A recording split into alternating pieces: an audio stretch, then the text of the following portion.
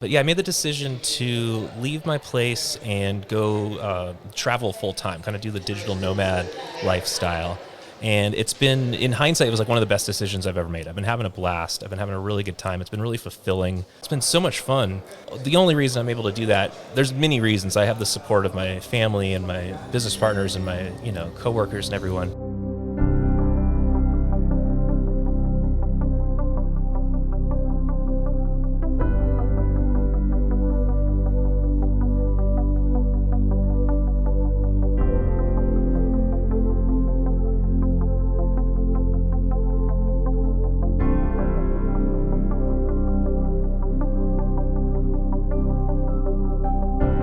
Welcome to episode 12 of the Press Forward podcast.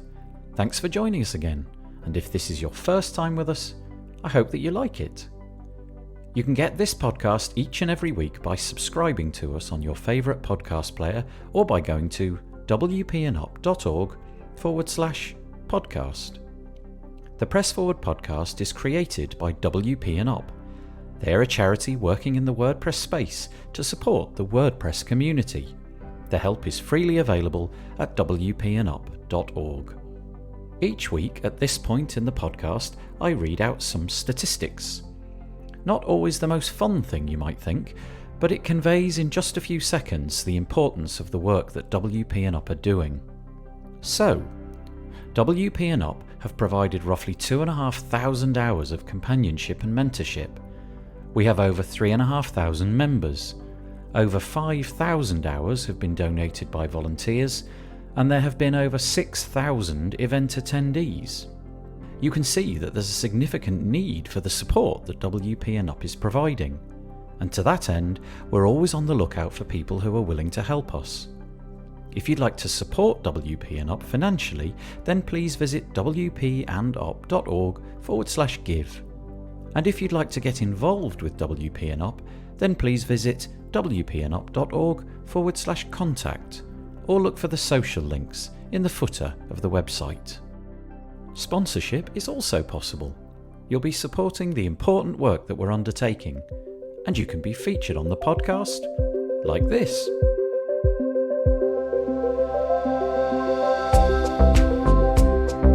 The Press Forward podcast is brought to you today by Green Geeks.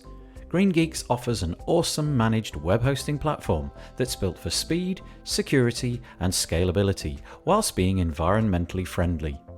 Enjoy a better web hosting experience for your WordPress website, backed by 24/7 expert support.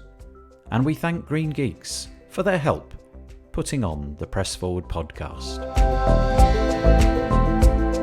Last week, we posted a very different kind of podcast from the ones that we've produced so far. Normally, we have an interview with a guest or two, and they are recorded remotely. But during a recent trip to WordCamp Europe, we decided to put out some of the recordings that we'd made whilst we were at the WordCamp venue. We recorded them in one of the main thoroughfares of the WordCamp, and it got a little noisy at times. You'd expect nothing less though from a crowd of nearly 3,000 excited WordPressers, and personally, I like the feel that this provides. The chats were impromptu and recorded in one take. Some of them were long, others were short. Some were in groups, many of them one-to-one.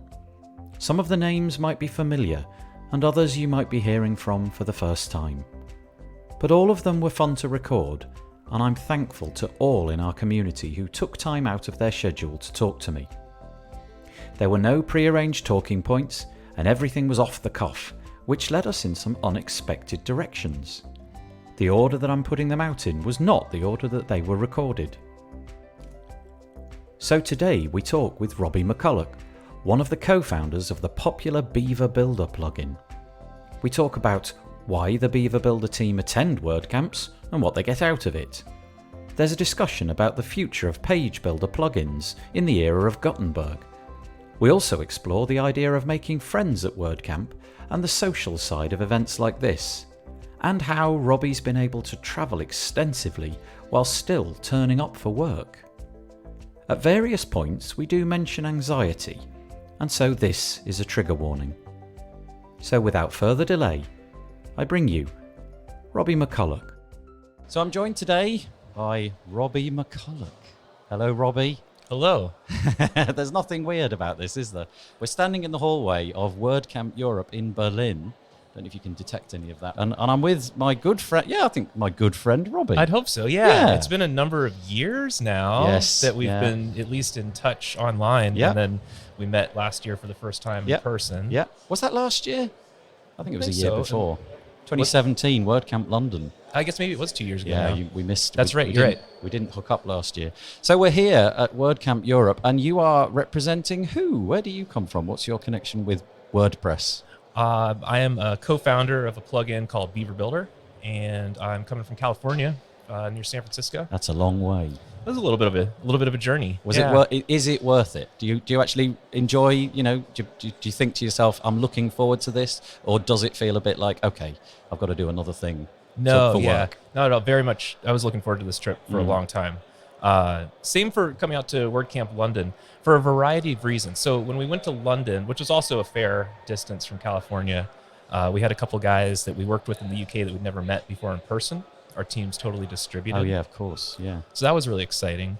And then similarly here in Berlin, just the opportunity to meet a number of people that I've known online for a long time and never met face to face. Yeah, one of the things that I'm enjoying, the more events like this that I go to, the more faces that I see in the hall. Yeah. So, you know, like for example, you, and then 2 minutes later you bump into somebody else. It's kind of like, not really like that the first time, is it? The first time you show up to these events, it's a bit like, I don't really know anybody. I feel a bit out of my depth here. But the more you sort of put in, the more you get out. Absolutely. I remember our first WordCamp. It was WordCamp San Francisco before WordCamp San Francisco turned into WordCamp US, and walking through the halls and knowing nobody, and just kind of looking for people that also didn't know anyone, looking for people that are just standing alone, or like looking at their phone, looking bored, and going up and trying to strike up a conversation. To now, I don't know how many. I actually haven't. Have you counted the number of camps? I was going through all of my badges. I think I'm above 20. I wouldn't be surprised if I'm above. Yeah, you're far in excess of me. I'm on about 8. Okay, yeah. But yeah, it's like I can barely just walk through the room now without seeing someone that I've met before or want to say hello to. Yeah. Do you come here primarily because you've got a WordPress product? Are you here to sort of, I don't know, pitch your services or meet with the people who buy your product, Beaver Builder? Or are you here more, is it social as much as it is business, or is it more business or more social? It's kind of evolved throughout the years, or I think we've tried to, I always felt like I was kind of doing it wrong, because we sponsor a lot of WordCamps in the States, but my technique for sponsoring is we'll do the lowest package, like the least amount of money that we can spend to still call ourselves a sponsor. And then we get the cool name tag, and we get the ability to give out stickers or put stickers on a shared table usually. But we've never committed to doing a booth and getting that full booth set up with the the banners and the t-shirts and all that. And I always wondered if that was something we were missing out on, or like again, if we were doing it wrong. But I've found that it's both an opportunity to meet people that use Beaver Builder, to meet other business owners in the WordPress space and WordPress users, and just kind of getting to know and network with people in the community. I enjoy that a lot more. And I think there's a lot of value to it. It's hard to kind of quantify. I've just had a look through that door. Have you been through that door? I looked through, but I haven't been through. So it's like the sponsorship area, and it's it's like a little city they're building. And I kind of think, from your perspective, because you're not like GoDaddy or Jetpack, who've got like this massive body of staff, they can just put people there and say to them, look, you stay there for 3 days and everything, or 2 days, whatever. And that's your role. Whereas for you, it's more about wandering about through the halls and cracking up conversations. And this is going to sound horrible. One thing I always am curious about, or I'll notice, is like, and there's always a few folks at camps that I find that are like particularly chatty, and there's almost like a technique to when you kind of like link up with someone like that, and like you really need to like be somewhere. It's always awkward, but there's always like, look at the time, I've got to do something. But when you're in that booth, you're kind of locked in. And I've seen out of like the corner of my eye sometimes, like like someone I've met. They usually like, these are wonderful people that I imagine a lot of times people talk because they're nervous, and I think I see that like here I am talking. I was like, oh my God, am I one of these people? No, I think you need to be a certain kind of person if you're going to play that role. Yeah. And you probably just get good at it. Yeah. The more you practice it, the more that you meet strangers, presumably the more lines that you develop, the techniques for opening conversation. I'd be terrible at it. I don't know. I think it would be really exhausting. There's that whole extrovert introvert spectrum too, of whether you gain or lose energy from being around and interacting with people. And I always feel like I'm kind of somewhere in the middle, or some days I feel very extroverted, some days I feel very introverted. But I think if you're one of those types that lose energy, it'd be a really tough thing to do. Yeah. You start first thing in the morning, you go all day, and then there's usually like an after party, and these things are a bit of a grind. If you come to these events, though, you can sit in the, you can sit inside the talks and listen. Do you do any of that? Or do you sort of mainly wander about in the halls and chat to people? I spend the most of my time in the hallway. I often will hear about a really great talk. Cheer. I wonder if something's going on out there. Well, I should probably get going. No. We're missing the party. You've got your line. You've got your right. You'll often hear about a talk that someone really enjoyed. Like, oh, you should have seen this guy's talk. It was fantastic. And I will occasionally go back on WordPress TV and watch talks that I miss. And it's actually, in that sense, it's really nice that almost all of the talks at all the camps are recorded and published on WordPress TV. Yeah, everything pretty much. Well, certainly I imagine from an event of this size. Yeah, the major camps. Yeah. Do you have any favorite stories from WordCamps? Is there one particular moment where you met a guy or met a girl or or just enjoyed something? Again, this is probably not an appropriate story. Is it okay if I tell it? Yeah. At WordCamp, which WordCamp was it? I don't remember which camp it was. We were at a WordCamp and we were doing a dinner, and then after the dinner we saw this party. We were on a second floor and we looked across the way and we saw this party going on, and it looked really fun. There's flashing lights and people dancing, and so a group of us were like, okay, let's go try and find that party. And we wandered over, and it was in a hotel, and it was on a second or third floor, and we weren't invited. We had no idea what the party was, so I was trying to be very nonchalant, and I went up to the hotel concierge and I said, hey, we met some people earlier at the bar, and they mentioned they were throwing a party here. They invited us. They said we could just come in and mention the party, and you guys would be able to help us find the way in. And the woman kind of raised her eyebrow at me, and she's like, the only thing that's happening tonight here is a high school dance. And I quickly said, oh, this must be the wrong place, and beelined out of there before anyone started asking questions. That is a good story. I don't really have any perfect good stories, but quite a few of them have. I think for me it's about loads of little interactions. It's 1,000 little things that have happened, and I couldn't point to one exact thing and say that's the best. I've attended some fabulous talks, but I really enjoy just hanging out in the hallway and just meeting people, and I'm getting better at that. I did suffer from the whole, when I came to the first one, I kind of had this impression that if I just show up and just stand there, it'll all come to me kind of thing, because, WordCamps had been sold in that way. How big the community was. It took me about 5 minutes to figure out, actually, no, that's not going to happen. Nobody's going to come up and talk to me. So, I figured out quickly, just butt into a conversation. Sure. Nobody cares. It's completely fine. Yeah. And they're all talking about WordPress. And the whole thing is, I don't know about you, but where I live, if I walked up to some random person in the street and said, I work with WordPress, they genuinely wouldn't know what that meant. No idea. Yeah. So it's quite nice to come to these events and you can actually open your mouth and talk about WordPress and geek out on it. And just from that level, I like it. It's like a vent, because I like being a nerd. Yeah. And I never get to nerd out in my normal life. So from that point of view, it's really nice. How many of you guys have you brought? For this, it's myself and my business partner, Justin, and he brought his wife with him on this trip, the Europe trip. So they were out in the Netherlands. Their daughter and son, I think, are with the in-laws. Oh, nice. So they have a little break to go and do their trip. Do you view it as like a business expense? So what I mean by that is from the point of view of, whether you pay for it out of the business bank account or whatever, that's not really my question. It's more, at the end of this, do you sum this up as a win for your business? Is it worth it for Beaver Builder to show up? Is it just about, look, we've shown up, we're on the attendees list, people have seen that I exist? Or, do you go away thinking, actually, I met this guy and I met this lady and we talked about this, and these things are going to happen in the future because of it all? Definitely. There's definitely value. Again, it's kind of hard. It's an intangible value, and it's kind of hard to to quantify. Like when we look at the receipts that we spend on plane tickets and hotels and all that and saying, well, are we going to make, it's cost us $1,000 to come to this camp. Are we going to make that back? It never really lines up like that. But part of our kind of approach to marketing and our strategy is to really embrace both our community and the WordPress community.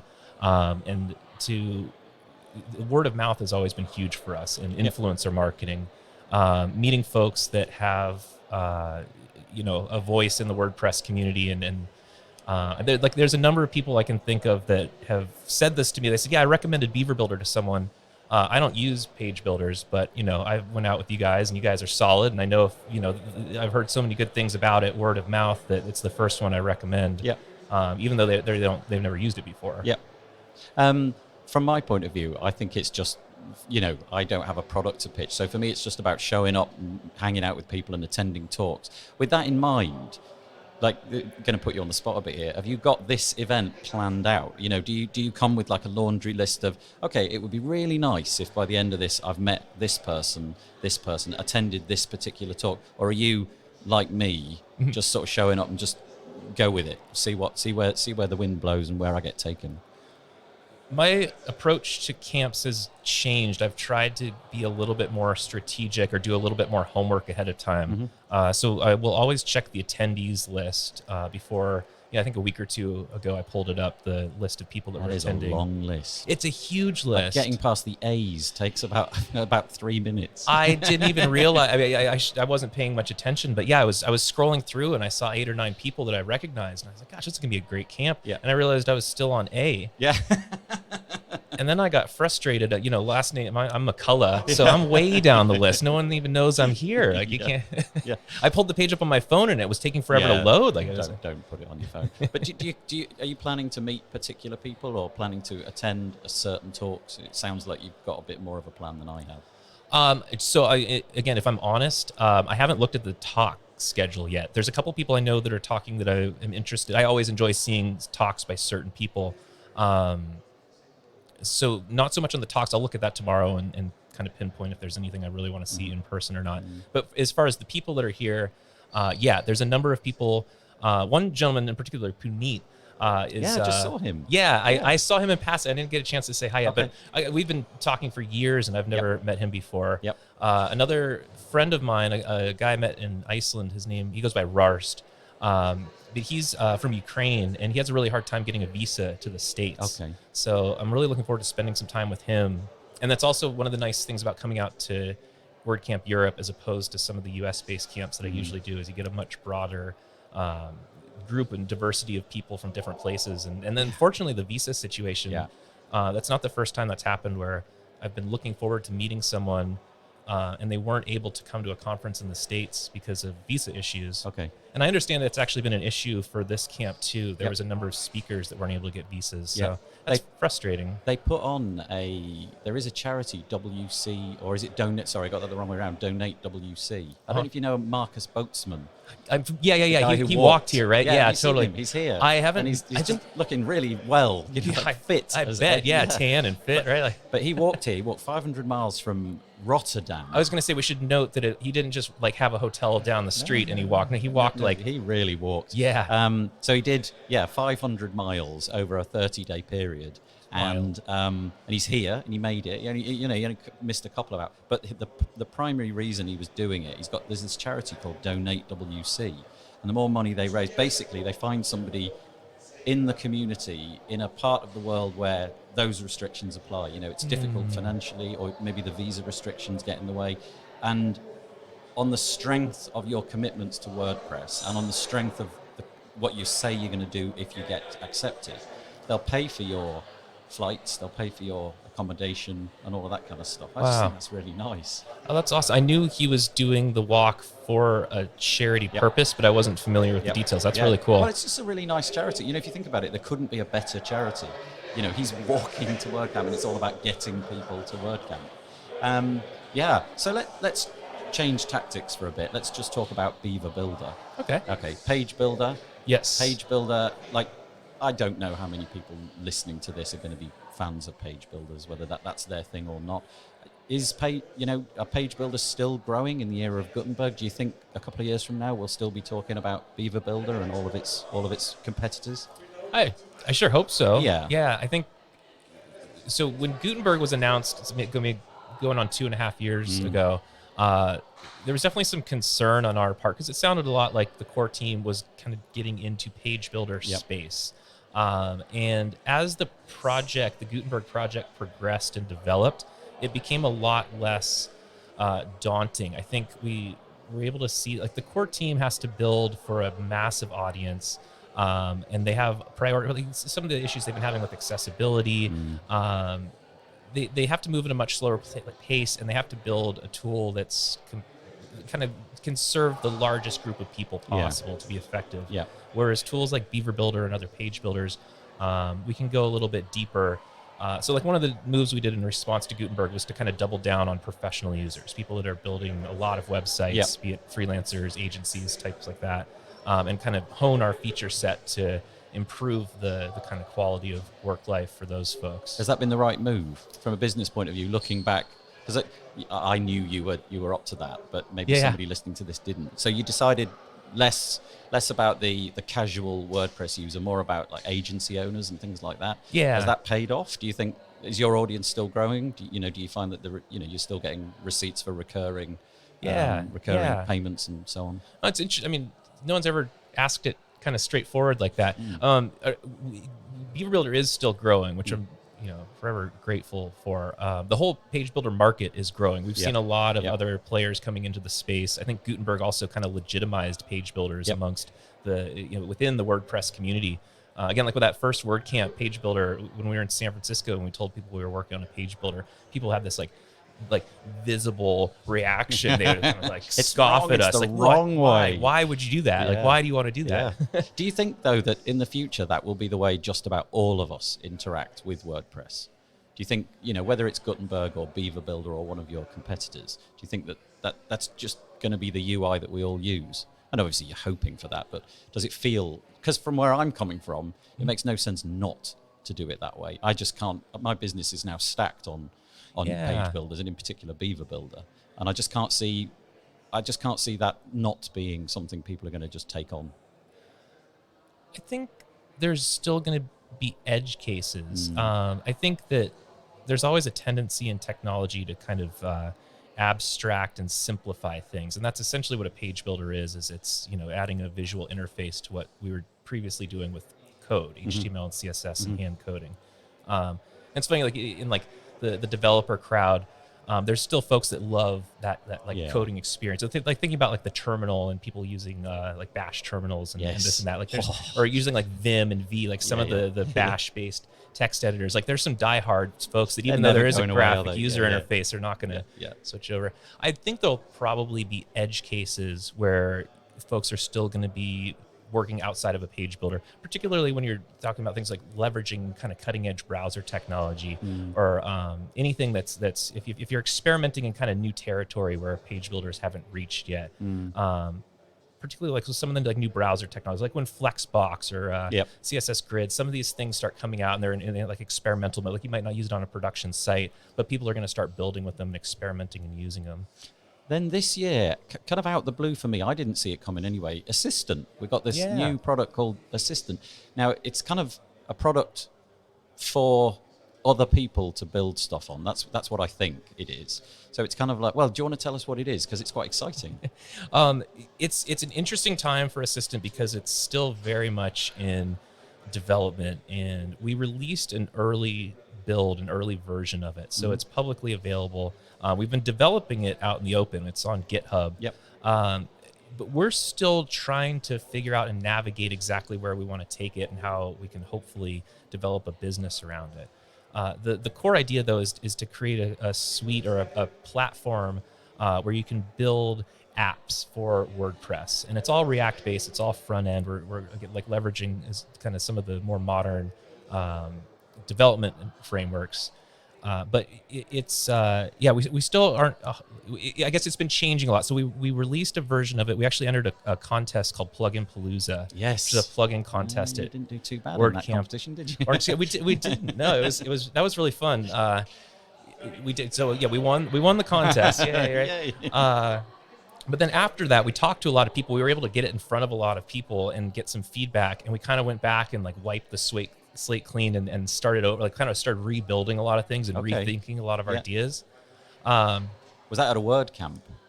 Yeah, at WordCamp Orange County. There's kind of like another good use case for these things, these WordCamp events. It's just to get some feedback, like what do you actually think of our product? Yeah. As opposed to an email form or something. You can sit down with actual users and chat to them about. That's not the first time we've done that too. Busting out a computer or just doing a live demo for someone. And reversely, like I've seen many things that people are working on from their laptop at WordCamps. Yep. Let's change tack again and talk about like the social side of all this. One of the big reasons for coming to these events, well, for me at least anyways, you come to the event, it is very sociable, but then the event ends at such and such o'clock in the afternoon and you're free to do what you like. What have you got planned? Have you made any sort of like plans to go out, meet particular people? Are you hoping to do some exciting stuff whilst you're in Berlin? That's another area where I feel like I have room for improvement. So one of the things I love to be a part of, and I try to do as often as I can, although I find more often I participate more than it, but it's like hosting a dinner, hosting like a small kind of intimate get together, which I guess we kind of did last night in a sense. We kind of accidentally did that last night. Yeah, it all kind of came together last minute. Yeah. But you're right. There's quite a few of the people who have a product, and obviously they would like to gather their community. So I don't know, a week before you get all these Twitter announcements and you get things through the email saying, if you're there, come to this event at this particular time. I suppose that locks those people down, and you can have those chats, but it just organically happened for us last night. I guess now that we're talking about it, that's how I prefer to do. I mean, I feel like maybe it'd be more effective to be a little bit more strategic and plan ahead of time.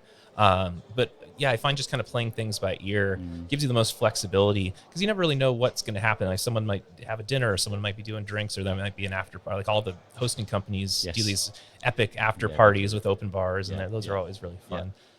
But in terms of like coming to these events, I think, you come for the code, and what do they say? You come for the code and you get a community or something. There's a little phrase, isn't there, that WordPress likes to sort of like bring out all the time.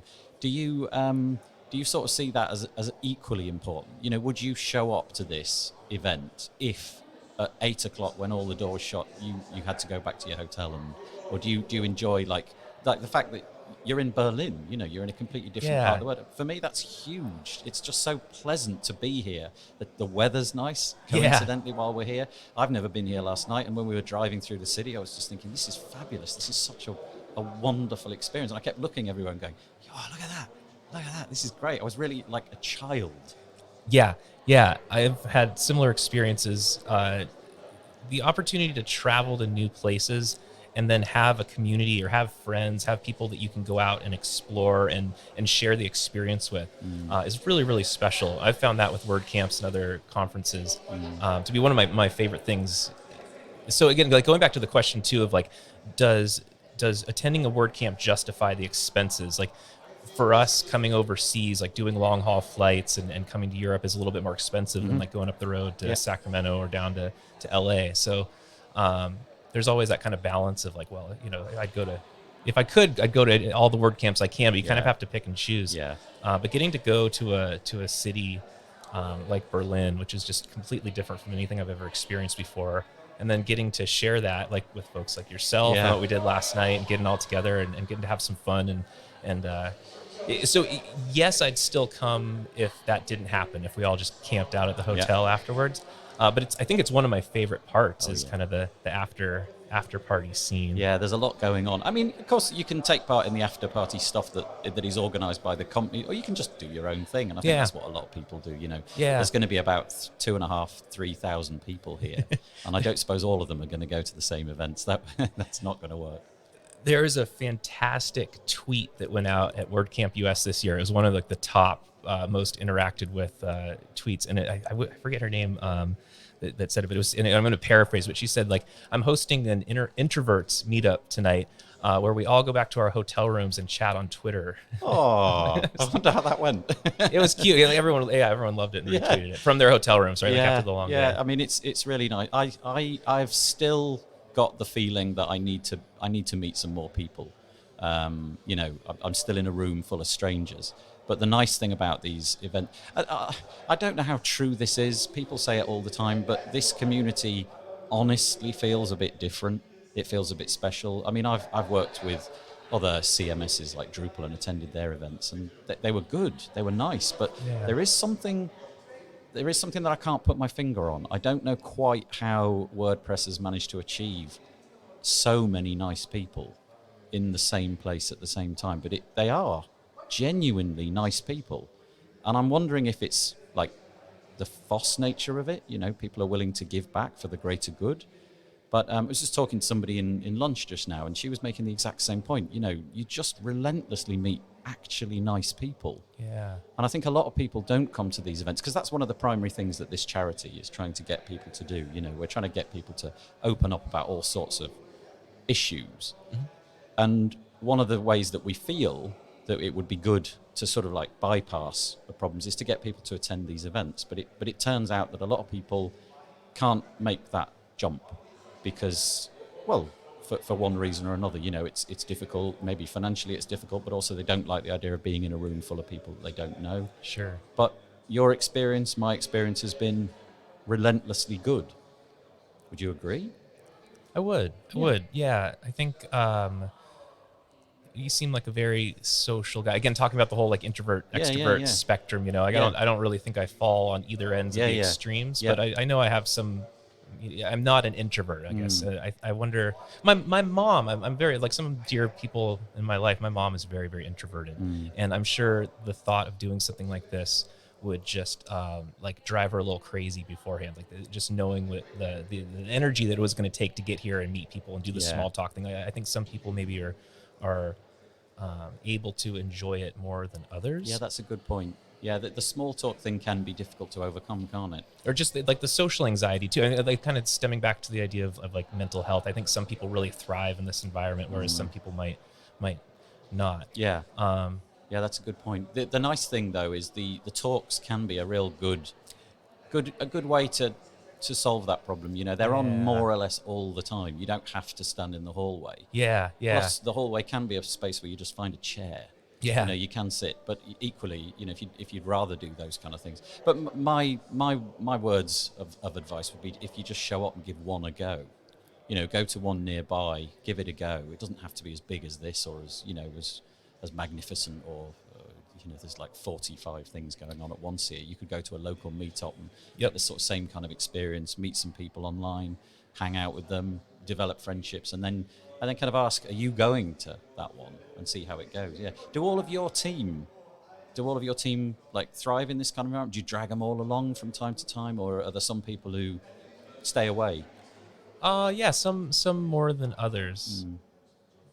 Yeah, definitely. We don't drag anyone you're coming, anywhere. Like, yeah. No, but I mean, like so. Justin, my business partner that's here with his wife. Yep.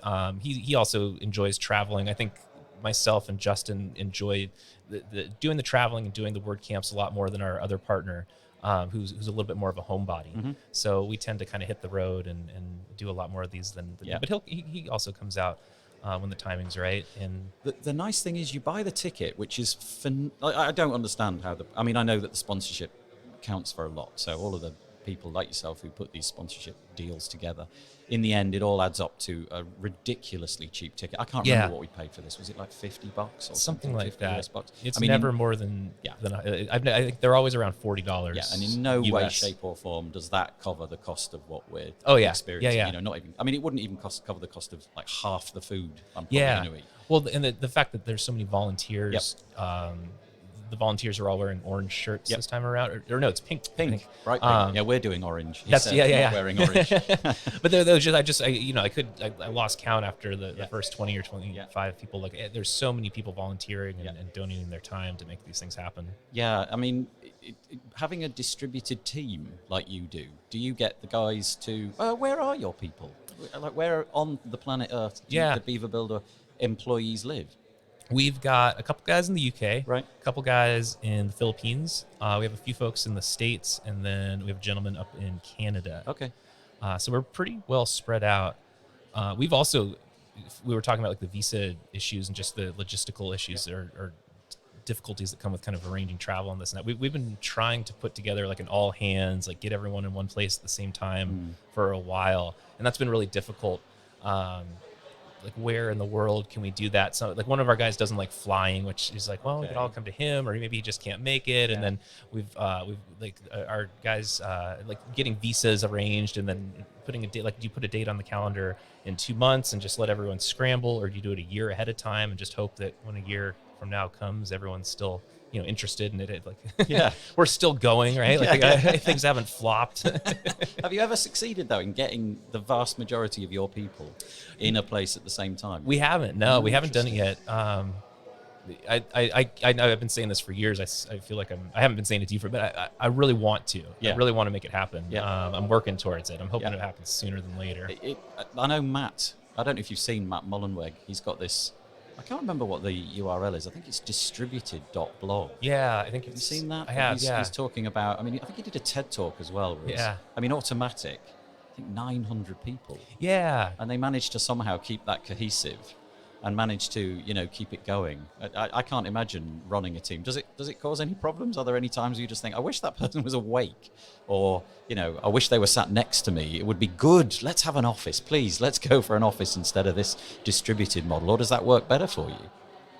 It's got its ups and its downs.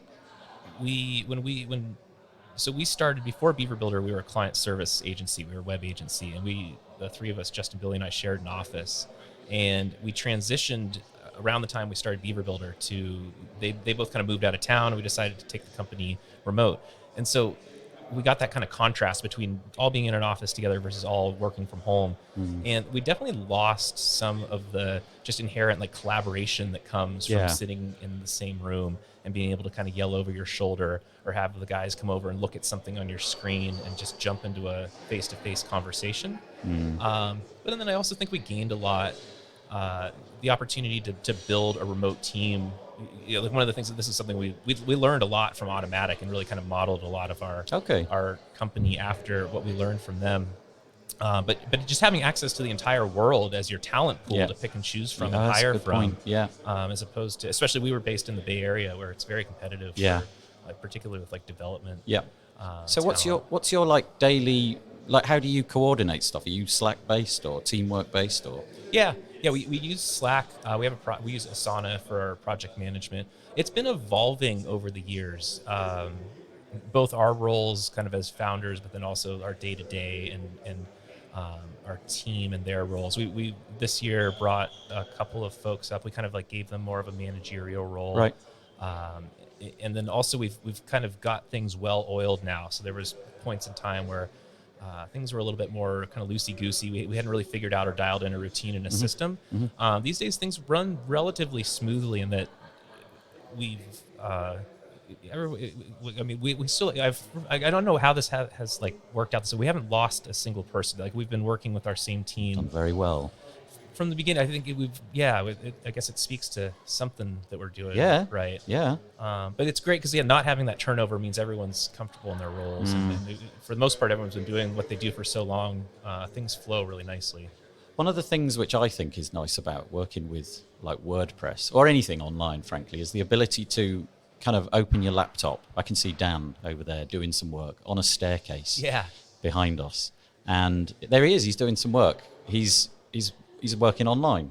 Now, you've had a really intriguing year, and I think a lot of people go into things like web development to do what your last year feels like.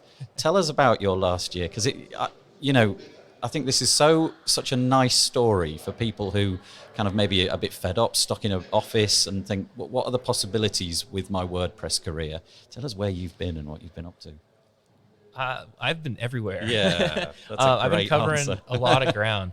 So at the beginning of this year, I got rid of my lease. I had a cottage that I'd been staying in for the last 5 years. That was a nice cottage. It was a really beautiful place. It was a really hard decision to leave that place that I lived at, because I loved my house. I had my office set up all dialed in, and just everything was very comfortable there.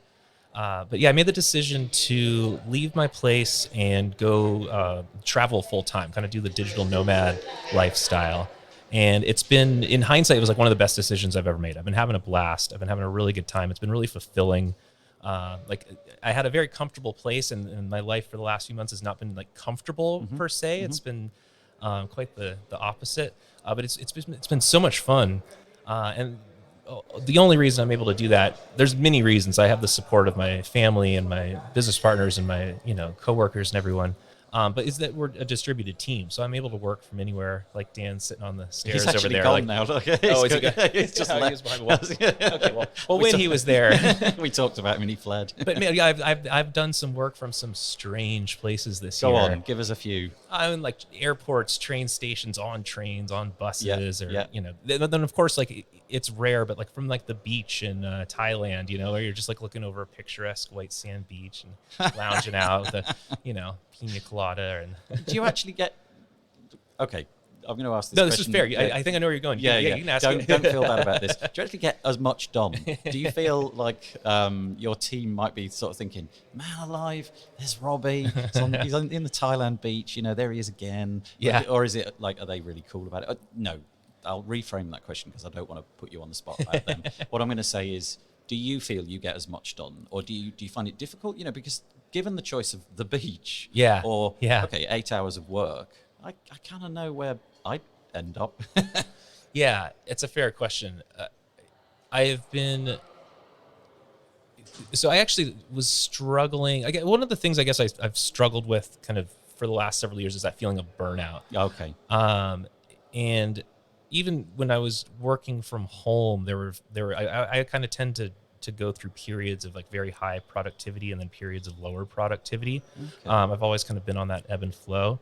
But I found working from the road very inspiring, even before the kind of nomad this year. But when I was traveling before, working from the road, it was an opportunity to like really focus in. I guess that it depends too where you're going. Like, I've visited places where there's so much excitement, like staying in a big city where there's, parties and people walking around, like things you want to go do, versus like going to, I went and visited my grandma up in Washington. She lives in like a little island, very remote island up in Washington State. And like, there's not a whole lot to do out there. And grandma, like, bless her heart, she goes to bed pretty early. So I was there, it's like 7:30. I was like, well, man, there's nothing to do. I'm like, I might as well write some, blog post. I might as well like knock some work out. Yeah, so good. Yeah. I still feel like I kind of have that ebb and flow of productivity. And it's been a learning experience too. So this hasn't been the most productive time of my life, but I also haven't fallen off the map. Navigating time zones is really what's been a learning experience. When I was traveling in Asia, and there was just a tiny little window when I could do meetings. And for me, it was like 12 or 1 in the morning. It was like 9 a.m. for my guys back in California. So, do you feel though that it kind of rejuvenated you? Because you used the word burnout, and maybe we could just drop into that, what that felt like. So were you kind of feeling that if you were carrying on, despite the fact you lived in a great place and you were very happy with your environment, did you feel that the way that you'd got things working, or the amount of time that you were doing, if that had carried on, I don't know, maybe you would have ceased to be productive or ceased to be interested in what you were doing, and this complete change around of your life, looking back, a benefit, I guess? I think so. Yeah. Along with the idea of burnout, I found I was living alone and working from home. I found it very isolating. There'd be like 24-hour periods where I would just like not see another human. And I don't think I really realized how kind of draining that was on my psyche until I moved out this year. And that's been one of the kind of most rewarding part, along with getting to like travel and explore and see all these really cool places. I've been making an effort to do a lot more kind of shared housing situations, like renting a room or staying in hostels or traveling with friends. And then just meeting a lot more people, being out on the road and kind of getting out of that situation where I was living and working from home, like working from coffee shops or working from co-working spaces, and just immersing myself in a lot more social activity. Have you got like a place that you've enjoyed this year particularly, like a country, a beach, a town that you went to and you thought, oh, I could settle down here for a while? Yeah, there's been a number of them. I'll bet. There's a number of them. So our mutual friend David Wamsley put me up in his place, which is really nice. The nicest guy. I knew this already, but meeting him in person, he took such good care of me out in India, in Goa. And that was fantastic. And that was like one of the really more kind of special part of it was just the extreme, like traveling to India was extreme, and, Really? and it was one of the more difficult places to travel to in terms of like logistics and getting internet and figuring out how to navigate around with taxis and currency, and so that was special. I don't know so much if that's like a place I would settle down in forever. I definitely want to go back and travel around India some more. I'm sure David would have you back. Yeah, I hope so. Yeah, I think he would.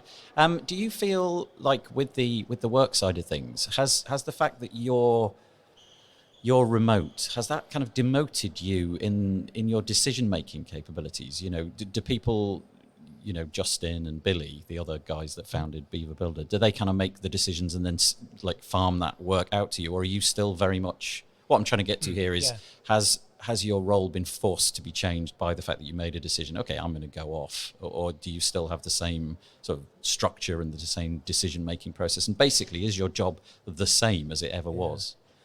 That's a good question. I think that so. Yeah, no, we still, what's happened, I guess that's interesting is some of the things that maybe we otherwise would have discussed, like one of the ways we've kind of managed our team, the three of us together, is to get everyone's input on big decisions. And we've all kind of found our own sub-disciplines or disciplines within the business. Like Justin's our development lead, Billy's our logistics and business finance lead, and I kind of tend to gravitate more towards the marketing type of things. So if I was making a big decision that was within the marketing kind of realm of, you know, what are we going to spend money on this, or are we going to do that? I would always run those decisions by the guys. And it was rare that we ever had a disagreement, or if I came up and said, hey, this is something I think we should do. This is what it looks like. What do you guys think? It was almost always like thumbs up. And that kind of went all across the board. We rarely would kind of block what anyone else wanted to do or thought was going to be effective. One thing I noticed is that like some of those decisions were just being made without doing the powwow first, which was fine. Like it was probably making us more efficient. They'd be like, yeah, I'm just going to go. I think Robe will be fine. They call me Robe. We all have our like nicknames for each other. But I think Robe will be fine with this. Like, if not, you know, we can like always reverse we'll catch it. up Like, with him in a couple of days. Yeah, I'm just going to go for it. Yeah. Oh, that's nice. So it's worked out in every way. That decision has been good. So fast forward a year from now. Yeah. Are you still going to be on the road, do you think? Are you still enjoying that experience? Or do you think at some point you're going to be back seeking a flat or a room to rent? I don't know. One thought I had about doing this travel stint was that I wanted to move out of I'm from the San Francisco Bay Area. I was born and raised there. I lived there my whole life. And I kind of had this urge to move and live somewhere new. And so I see this as kind of maybe being a transition to moving somewhere. But I am really enjoying I think I'm still in like a phase where it's new and exciting, and this like full-time travel, I'm having a lot of fun with it. I could see it getting like losing its thrill eventually. Yes. And I've talked to a lot of people that have done similar kind of travel stints, and eventually everyone kind of wears out on it or loses interest. For me, it was a very sudden moment. I was enjoying it, and then suddenly one day I thought, I want to go home now. Yeah. And I went home, and it was fine. Do you ever catch yourself like pinching yourself? Because, you know, the world is not made up of digital nomads. There's, you know, despite the fact that in our community, there might be quite a significantly higher proportion. Do you ever wake up in the morning and think, man, how did this happen to me? Yeah. Oh, no. Yeah. All the time, every day. And not even just with like the digital. I think about that. Like here, waking up in Berlin, and like you know, like the fact that I am running a business and you know don't have a boss. Like I had some, you know, I had some great jobs before I got into the whole web technology thing, but I also had some like really crummy jobs. And like I was looking back on some of that, and I pinch myself all the time. It's so remarkable. What amazes me is that, you know, we're all using WordPress. So WordPress is a choice. You know, you could use a whole range of other systems, but you want to build a website. Okay, WordPress is a choice. And yet so many people have decided that's the choice. And then inside of that, people then think, okay, how am I going to make my pages? And there's a whole range of ways that you could pick to do that. You know, literally hundreds, of which many people have decided to plump for what you've got. So it's like a niche within a niche within a niche. And it supports your life. It's breathtaking. You know, my guess is that if you were in a different community, let's pluck Drupal out there. Sure. Presumably that's much more difficult. You know, if you had a page builder for Drupal, the audience would be less. So there's so many little things that had to align to make WordPress popular, to make page builders popular, to make your page builder popular, to enable your wonderful life. Here we are in sunny Berlin. Yeah, Pinch, yeah. you know, Yeah, I know, right? yeah. I think that's everything I want to ask. Is there anything you want to say? Where do we find you, Robby?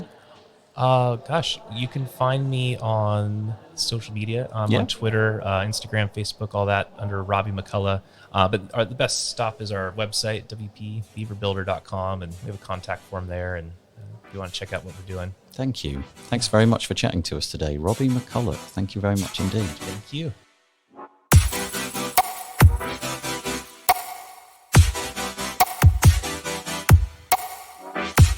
The Press Forward podcast is brought to you today by Green Geeks.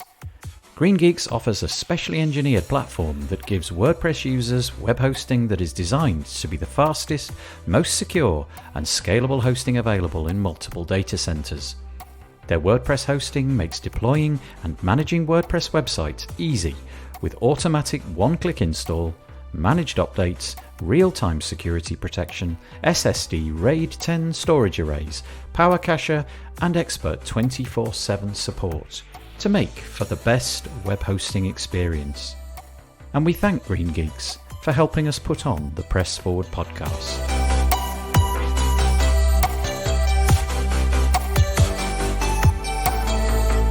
That's it for this week. Please let us know if you're enjoying the podcast, if you find it useful or helpful. You can reach out to us at wpandop.org/contact. Remember that there's a serious point to all of this though, and that is that WP and Up is here to provide help and support. That help is available to you or people you know and can easily be accessed at the wpandop.org website. Please spread the word about this new podcast. Tell your friends and subscribe on your favourite podcast player. Remember, together we can #press forward.